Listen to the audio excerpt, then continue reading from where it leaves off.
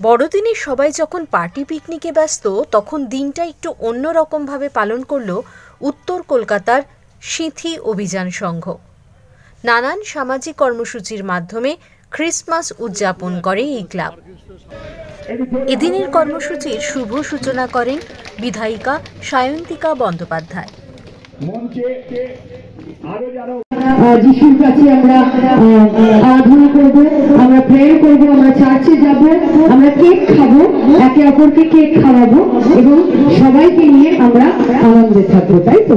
অবশ্যই আজকে এই বিশেষ দিনে আজ স্বেচ্ছা রক্তদান শিবির সিঁথি অভিযান সঙ্গে এবং এই উপলক্ষে আজকে একটা সামাজিক কর্মসূচি তারা রেখেছে এবং তাদের এই ভাবনাকে আমি সাধুবাদ জানাই।